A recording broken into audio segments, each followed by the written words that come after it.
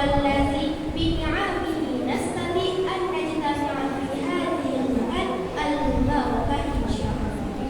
ثم نصلي ونسلم على سيدنا وحبيبنا المصطفى محمد صلى الله عليه وسلم الذي قد أرشد الناس من الظلمات إلى النور بالقول اللهم صل على سيدنا محمد وعلى آل سيدنا محمد. السلام عليك يا رسول الله, assalamu alayka ya Habibullah. Yang saya hormati Bapak Pengurus Mushola, Bapak-bapak, Ibu-ibu, serta jamaah salat tarawih yang insya Allah dirahmati oleh Allah Subhanahu wa Ta'ala. Pada kesempatan kali ini izinkan saya dari SMA IT Az-Zuhra Islamic School untuk belajar menyampaikan kebaikan sebagaimana sabda Rasulullah sallallahu alaihi wasallam, "Ballighu anni walau ayat," sampaikanlah dariku walaupun hanya satu ayat. Pada kesempatan kali ini izinkan saya untuk menyampaikan tausiah singkat yang berjudul 7 golongan pemuda yang mendapatkan naungan oleh Allah Subhanahu wa Ta'ala. Hadirin rahimahullah. Dalam sebuah hadis, Nabi pernah mengatakan tentang 7 golongan pemuda yang mendapatkan naungan dari Allah Subhanahu wa Ta'ala pada hari di mana tidak ada naungan selain naungan dari Allah Subhanahu wa Ta'ala. Dan seperti yang kita ketahui, padang mahsyar itu adalah sebuah tempat yang sangat luas. Bahkan tidak ada lembah, tidak ada gunung, tidak ada pohon, sedangkan jarak matahari sangat dekat dengan kepala kita. Bahkan ada loh orang yang tenggelam dalam keringatnya sendiri saking panasnya padang mahsyar. Na'udzubillahi min hadirin rahimahullah.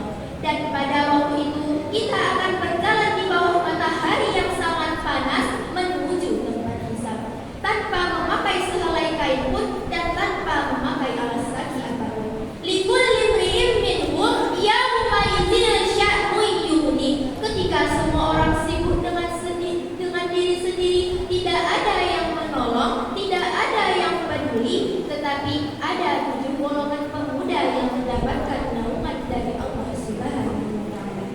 7 golongan pemuda tersebut ialah yang pertama, pemimpin yang adil. Pemimpin yang adil ini ialah pemimpin yang memimpin dengan keadilan, mengedepankan kepentingan umum dan menjalankan tugas kepemimpinannya dengan integritas yang tinggi. Yang kedua, ada pemuda yang menghabiskan waktunya untuk beribadah kepada Allah. Ia selalu menghabiskan waktunya untuk beribadah kepada Allah, meningkatkan ikatan spiritualnya dan mengabdikan diri dalam mengamalkan ajaran-ajaran agama. Yang ketiga, ada laki-laki yang hatinya terpaut dengan masjid. Laki-laki ini datang ke masjid bukan hanya untuk melaksanakan sholat, tetapi juga untuk mengikuti kegiatan keagamaan. Yang keempat, ada pemuda yang saling mencintai karena Allah. Mereka yang memiliki ikatan persaudaraan yang kuat berdasarkan cinta mereka kepada Allah. Pertemuan mereka terjadi karena Allah dan berpisah pasti juga karena Allah. Yang kelima, ada laki-laki yang sanggup menahan dirinya dari godaan maksiat. Laki-laki ini bertahan dengan mengatakan, "Aku takut kepada Allah." Keteguhan keimanannya lah yang mampu menahan diri dia dari godaan tersebut. Yang keenam, ada orang yang bersedekah. Sifat rendah hati dan keikhlasan dalam bersedekahlah yang mampu menjadikan semua amalannya semata-mata hanya untuk Allah. Dan yang terakhir, ada seorang pemuda yang selalu mengasihkan dirinya untuk berzikir kepada Allah. Ia selalu mengasihkan dirinya untuk berzikir kepada Allah, berdoa kepada Allah hingga kedua matanya basah karena menangis. Hadirin rahimah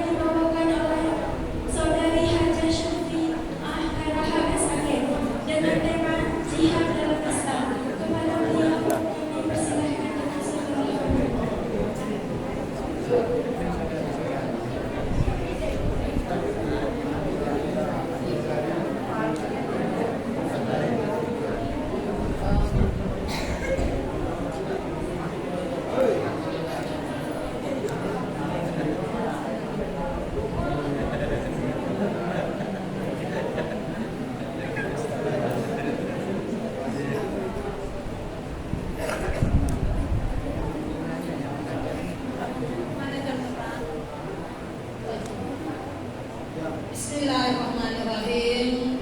Assalamualaikum warahmatullahi wabarakatuh. Waalaikumsalam warahmatullahi wabarakatuh. Alhamdulillah wassalatu wassalamu ala Rasulillah. Asyhadu an la ilaha illallah wa asyhadu anna Muhammadar Rasulullah. Mari kita berselawat Bapak Ibu. Allahumma shalli ala sayyidina Muhammad wa ala ali sayyidina Muhammad.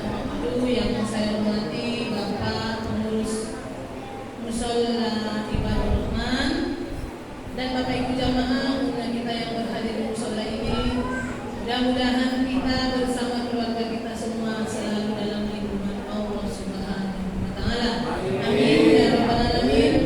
Seperti yang disampaikan oleh protokol malam ini, judul kita dari IKMI, jihad dalam Islam. Alhamdulillah malam kedua saya ketemu dengan anak-anak kita dari Azura. Tadi malam saya di Baitul Hamdibat, tapi dari tingkat SMP. Alhamdulillah sekarang ini ketemu yang sudah SMP ya, mantap. Jadi saya jadi guru, Pak mau jadi ustazah karena beliau juga mantap yang tadi kan. Namun karena ini tugas kami di dalam Al-Quran surah Al-Maidah ayat 35 Allah berfirman, A'udzu billahi minasyaitonir rajim. Bismillahirrahmanirrahim. Ya ayyuhalladzina amanu taqullaha wa bataghu ilaihi wasilata wa jahadu fi sabilihi la'allakum tuflihun. Shadaqallahu adzim. Kata Allah, wahai orang-orang yang beriman, bertakwalah kepada Allah dan carilah wasilah atau jalan untuk mendekatkan diri kepadanya, dan berjihadlah, berjuanglah di jalannya agar kamu beruntung. Pak, enak beruntung Pak? Enak kali beruntung ya Bu? Enak. Jadi berjuanglah di jalan kamu, jalan Allah, agar kamu beruntung, kata Allah. Jadi Bapak Ibu yang saya hormati, dalam kamus bahasa Indonesia, kamus besar bahasa Indonesia, mujahid itu adalah orang yang berjuang demi membela agama Islam. Bagi anak ibu yang mencatat, jadi mujahid itu adalah orang yang berjuang yang membela agama Islam. Kalau di dalam kamus bahasa kamus besar bahasa Indonesia. Tapi kalau di dalam bahasa Arab, mujahidin adalah pejuang. Adalah istilah bagi Muslim yang turut dalam suatu peperangan atau terlibat dalam suatu pergolakan, kayak yang di Palestina Pak, mujahid, ya Pak ya, mujahid itu karena mereka selalu berjuang dan memang identik dengan adanya pergolakan. Jadi Bapak Ibu yang saya hormati, Nabi SAW bersabda, perumpamaan, ini jaminan nih Bapak Ibu, perumpamaan seorang mujahid di jalan Allah, dan hanya Allah yang paling tahu siapa yang benar-benar mujahid.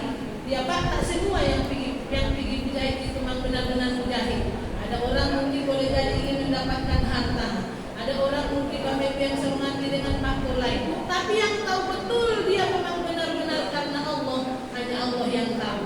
Lalu kata Allah Bapak Ibu yang saya hormati, yang benar-benar di jalan Allah berjihad seperti seorang yang melaksanakan puasa dan dia terus-menerus melaksanakan sholat.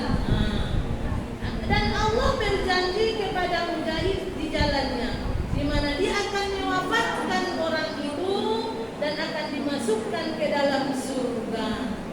Bila dia mengembalikannya dalam keadaan selamat dan wafat dia akan di peperangan, maka kata Allah akan dipulangkan dengan selamat dan akan membawa pulang pahala dan ghanimah, maksudnya harta rampasan perang.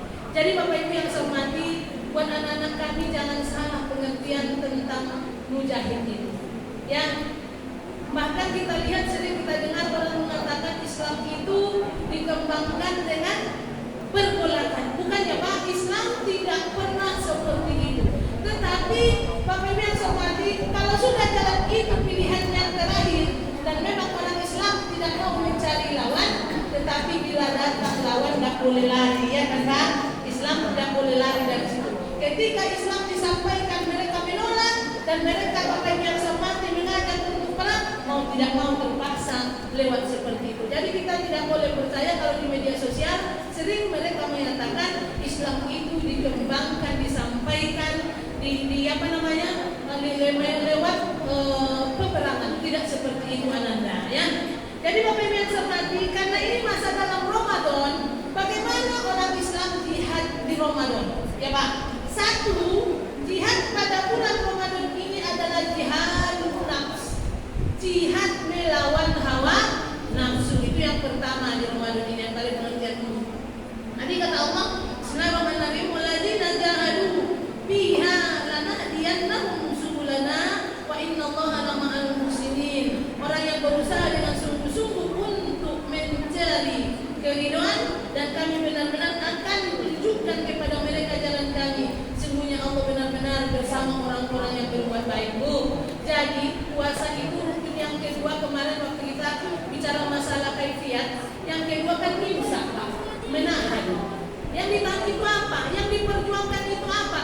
Berjuang melawan hawa nafsu. Bahkan kata Nabi, kita telah keluar dari jihad kecil akan memasuki jihad besar. Datang sahabat, Pak, ada lagi jihad yang paling besar daripada jihad perang. Kata Nabi, ada jihadun nafs, jihad melawan hawa nafsu. Supaya Pak, tahan tangan Bapak Ibu, tahan lisan, tahan pikiran, tangan, kaki semua, ya kan? Kita ibu-ibu, indah awak mulai, kurang mulai. Saya sampaikan bagi buku waktu pengajian. Indah awak datang, kurang datang. Nah, kadang-kadang untuk menjaga lisan. Kalau dulu, kalau kita mau menggunjing, kalau ada kawan, sekarang Pak bikin dosa, ada kawan pun bisa ya kan? Saya nggak suka dengan dia, dia mau ngomongnya, dipencetnya langsung di media sosial. Dosa. Maka Nabi udah bilang 1446 tahun yang lalu, Nabi udah ngomong. Apa kata Nabi? Kam min su'imin laisa lahu min siyami rajuwan atas. Banyak orang puasa Bapak Ibu, tapi dia tak dapat apa-apa dari puasanya kecuali haus dan lapar saja. Kenapa? Karena tak kuat menahan hawa nafsu. Jadi bapak-bapak pun harus berjuang menahannya Pak. Tahan mata, tahan telinga. Jadi kita ibu-ibu ini jangan pula bikin dosa. Apa-apa lah puasa menahan imsaknya. Kadang-kadang kita juga yang membuka aurat, akhirnya kurang pahala bapak-bapak. Ya Bu ya? Satu. Yang kedua, jihad di Ramadan ini adalah jihad dengan ilmu dan dakwah. Saya yakin Ananda tadi dari Asyuro termasuk berjihad untuk menyampaikan ilmu, ya kan? Dan berusaha untuk mendidik diri. Nanti kalau kami udah tua, generasi akan datang Bapak Ibu yang saya hormati kita semua ya. Mudah-mudahan mampu berjuang lewat ilmu dan lewat dakwah. Tadi sudah disampaikan balighu anni walau ayat. Sampaikan dariku walaupun sepotong ayat. Ada lagi yang sedang disampaikan walaupun orang marah kepadamu. Saya kemarin ceramah Pak, judulnya apa dari mana? Kepemimpin. Iya, kepemimpinan dalam Islam. Kasih uang induk-induk tuh cie Pak. Diurainya dia foto, yang namanya di status dia katanya saya menyinggung dia. Aduh, bakar namanya kayak gitu.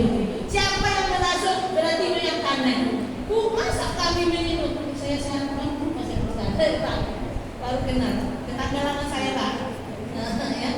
Jadi Bapak Ibu yang saya hormati, jangan tersinggung.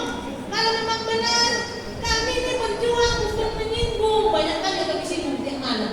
Apalagi saya pagi ceramah juga Pak. Siang dah keluar puasa dah. Pagi ceramah, malam ceramah, masa menyinggung. Kalau kami awak ibarat ube, diambil ube kok dioleskan awak biar sehat sakit awak, ya Pak.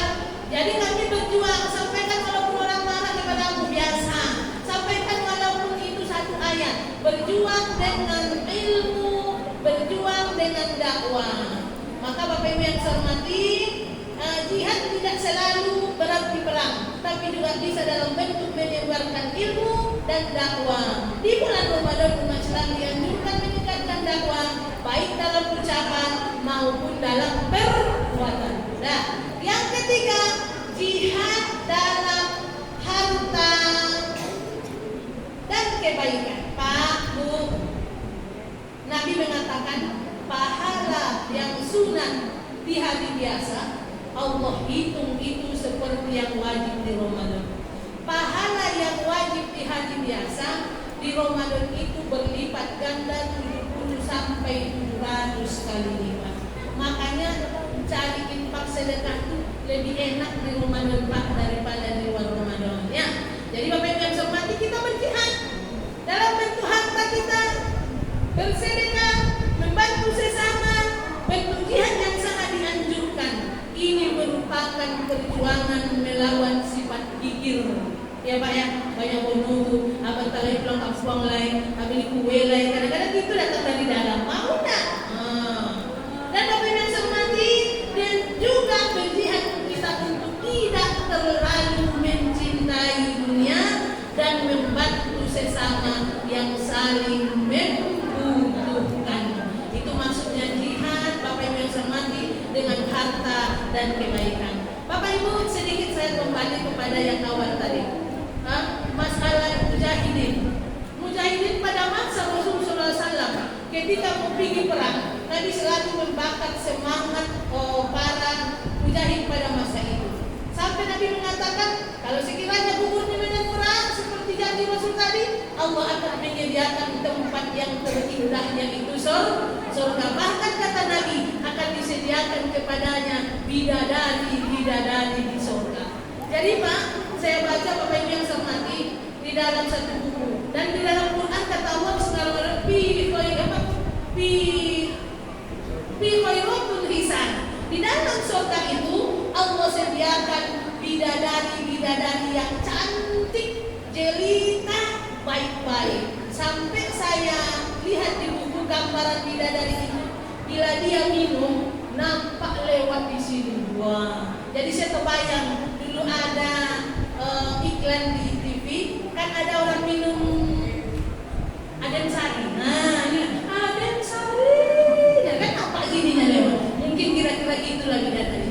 Jadi kata Nabi, siapa yang gugur di medan perang, memang dia berangkat lillahi ta'ala ingin membela agama Islam dan berjihad karena Allah, maka Allah akan sediakan kepada dia bidadari yang paling tercantik Pak. Sudahlah bidadari tercantik lagi. Jadi diceritakan Nabi lah gambaran bidadari ini. Lalu ada seorang pemuda tertarik dengan cerita Rasul itu, tapi dia malu bertanya ketika berada seperti ini di majelis ini. Akhirnya dia tidur menjelang zuhur. Wailulah Pak, tidur sebentar, tidur yang disunahkan menjelang zuhur kan, tidur dia. Rupanya diceritakan, digambarkan oleh Allah dalam mimpinya sebentar tidur wailulah itu. Bagaimana lah gambarannya? Masih ada waktu saya sedikit?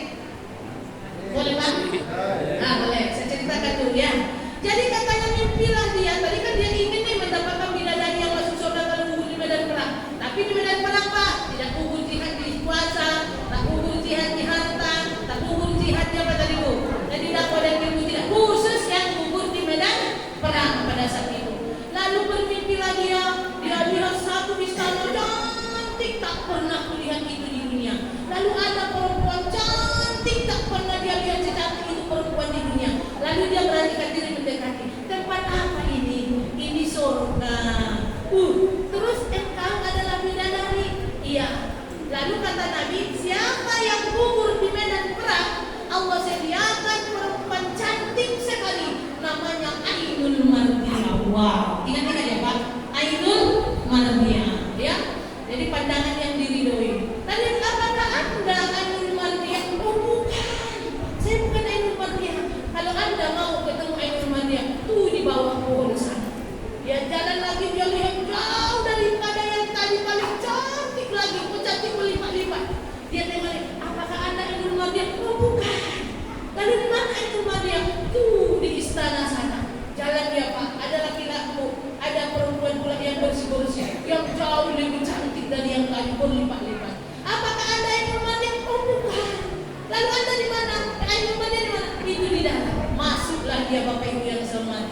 Waktu itu dia lihat cantik sekali perempuan luar biasa.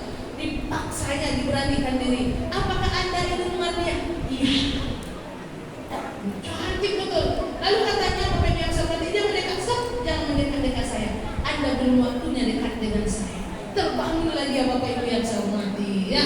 Lalu dia cerita sama temannya, aku mau cerita sama engkau, tapi jangan kau ceritakan ini ceritaku ini kepada siapapun sebelum aku mati. Jadi ceritalah semua. Habis itu pergi perang. Memang mati Pak di medan perang. Ngomonglah yang tempat cerita dia tadi kepada Rasulullah. Ya Rasulullah, sesungguhnya si anu itu kemarin sebelum dia pergi perang dia cerita sama saya. Dia katanya bermimpi ketemu dengan bidadari Ainul Mardiah. Begini. Apa kata Rasul? Benar. Sekarang dia sedang berada bersama Ainul Mardiah. Masya Allah. Tapi Bapak Ibu jangan cemas Pak. Nanti akan disediakan bidadari surga. Tapi Bu, tidak usah kecewa. Kata Nabi, wanita soleha hari ini Pak, yang iman dan amal soleh lebih cantik daripada Ainul Mardiah. Wow. Kelipatannya berapa? Sampai 70.000 kali lipat. Wanita soleha di dunia ini lebih cantik daripada Ainul Mardiah. Kenapa? Disebabkan apa? Abdulu bima amaluna fid dunya. Amaluna fid dunya. Disebabkan amalnya di dunia. Tidak ada hari Bapak Ibu tak sholat tarawih, tak puasa, tak masak, tak melayani suami. Tapi kalau istri itulah yang menyebabkan sampai lebih cantik ibu besok 70.000 kali lipat daripada Ainul Mardiah. Jadi besok pilih mana Pak? Ainul Mardiah atau Iman Salam? Hah? Tak berani lupa. Lebih cantik ibu besok daripada Ainul Mardiah. Kalau sekarang karena umur kami udah bintik-bintik, besok tak ada lupa. Selamat berjuang. Ibu, kita harus jadi bidadari yang lebih cantik daripada bidadari surga. Biar kita besok bisa menemani Bapak, tapi kita berjuang menjadi wanita soleha. Bila Bapak imannya sama dengan ibu, maka kita besok sama-sama di surga. Tapi kalau tidak sebanding imannya, kita lihatlah besok bagaimana keputusan Allah Subhanahu wa Ta'ala. Selamat berjuang, lebih cantik daripada Ainul Mardiah. Terima kasih teman. Mudah-mudahan bermanfaat. Subhanahu